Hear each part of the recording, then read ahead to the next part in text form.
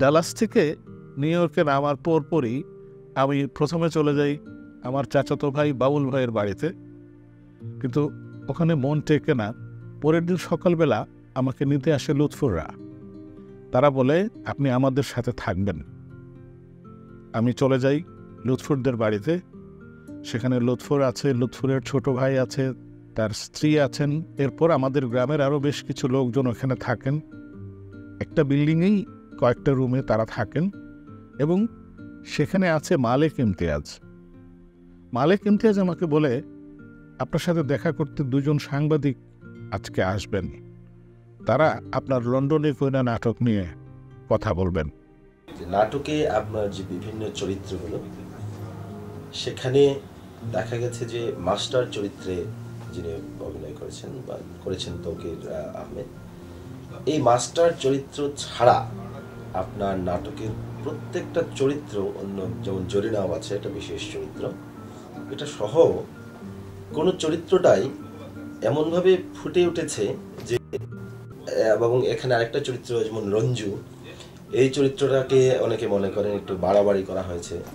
যেমন এটা বলা যেতে পারে যে লন্ডনী কন্যাকে বিয়ে করার জন্য সে ইংরেজি শিখছে, বা এই যে একটা তাকে এভাবে দেখানো হয়েছে।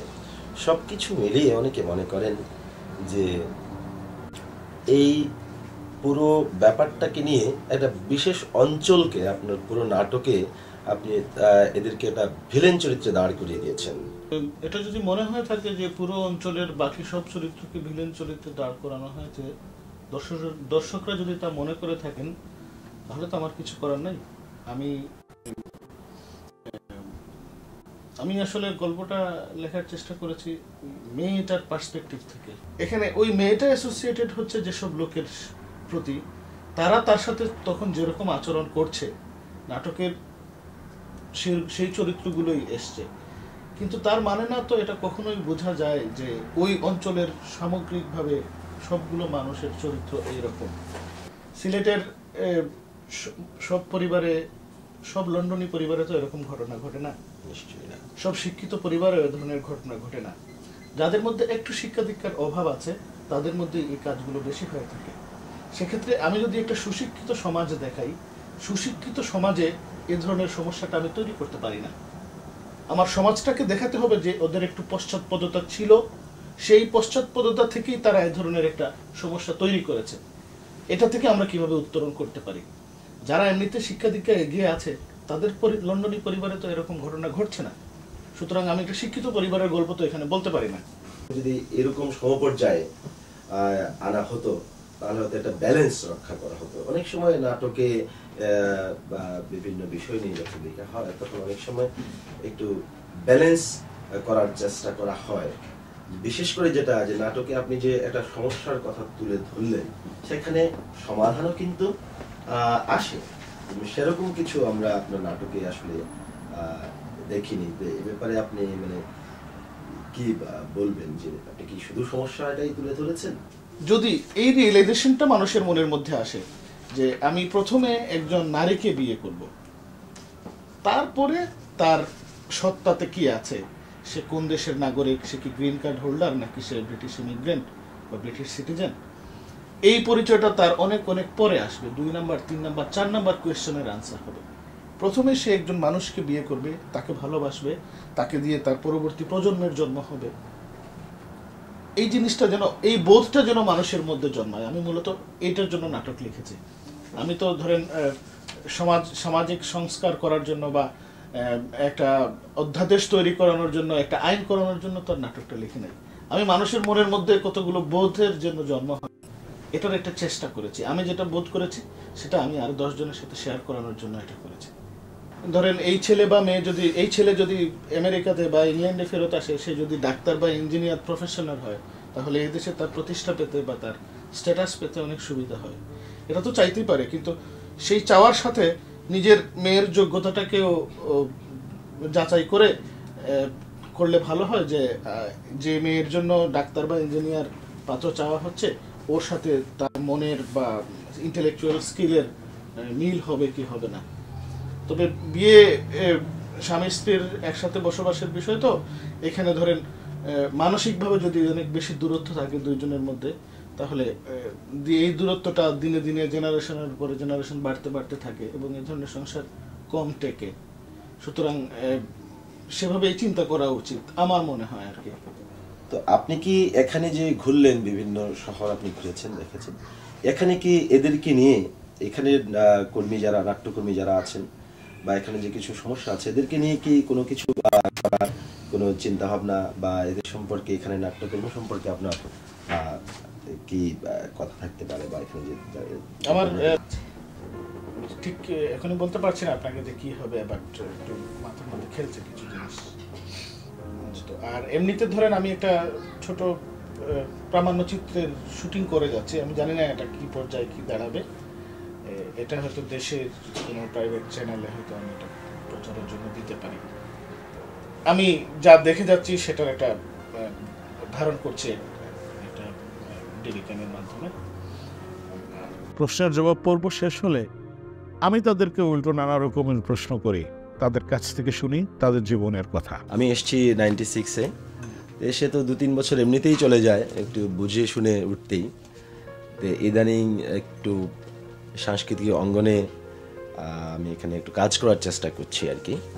দেশে থাকতে একটু ছিলাম, একজন কর্মী হিসাবে আমি দাবি করতে পারি নিঃসন্দেহে যে মূলত একজন নাট্যকর্মী হিসাবে, এবং এখানে এসেও একটু কাজ করার চেষ্টা করছি শত বাধা সত্ত্বেও। আগে কাজ, তারপর অন্য কিছু। তো এই চেষ্টা করছি। সাংস্কৃতিক অঙ্গনে মূলত আমি এখানে একটা সংগঠন আছে, সন্ধানী শিল্পী সংস্থা। এরকম কতগুলো সংগঠন আছে এখানে? অনেকগুলো সংগঠন আছে, সাংস্কৃতিক সংগঠনের আসলে অভাব নেই। এত সংগঠন কেন হচ্ছে? এত সংগঠন কেন হচ্ছে, আমার কাছে যেটা মনে হয়েছে, আমি সব কিছু মিলিয়ে যেটা দেখেছি আর কি, যে দেশে সাংস্কৃতিক অঙ্গনই বলেন, রাজনীতি অঙ্গনই বলেন, বিভিন্ন অঙ্গনে যারা আসলে পেছনের কাতারে ছিল, এখানে এদেরকে আমি সব দেখি যে সামনের কাতারে। আর এদের কেন যে এই প্রবণতা, নিজেকে একটা সমাজে একটা জাহির করতে হবে কোনো না কোনোভাবে, এরকম একটা প্রবণতা আমার কাছে মনে হয়েছে, এবং সেই কারণে এটা হতে পারে। এটা কিন্তু আমারও মনে হয়েছে, আমিও দেখেছি অনেককে। এটার কি মূল কারণ যে নিজের একটু আইডেন্টিটি ক্রাইসিসের কিছু মনে করেন কি আপনি? হ্যাঁ, পরিচয় সংকটের কোনো বিষয় কি এখানে কাজ করে? হ্যাঁ, এটা আমি মনে করি এখানে এই বিষয়টা আমার মনে হয় যে কাজ করছে, যে আইডেন্টিটি ক্রাইসিস। এখানে বোধহয় বেশিরভাগ লোকেরই নেতা হওয়ার খুব খায়েশ। সেটাই আমি যেটা বললাম আগেও, যে দেশে যেটা করা সম্ভব হয়নি, সেই শখটুকু, আল্লাহটুকু এখানে পূরণ করার জন্য খুবই সুন্দর জায়গা আর কি। এখানে আমাদের নিজস্ব একটা গ্রুপ আছে, গ্রুপটির নাম হচ্ছে ড্রামা সার্কেল। আমি মূলত নাটক লিখি, পরিচালনা করি এবং নাট্য অভিনেতা তৈরি করার চেষ্টা করি। এরকম কতগুলো নাটক এখানে মঞ্চস্থ করেছেন? আমি প্রায় ধরেন 15-16টা তো হবেই। এর মধ্যে ধরেন আমার নিজস্ব লেখা হচ্ছে 3-4টা, বাকিগুলো আমি কখনো কোনো সময় কোনো কবিতা থেকে নিই।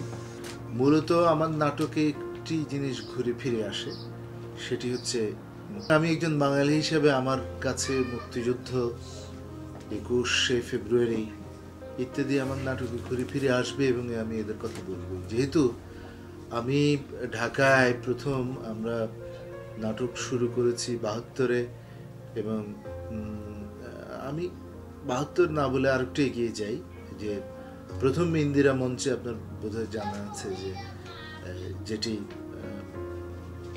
করা হয়েছিল, সেই নাটকের আমি একটি প্রধান চরিত্রে ছিলাম।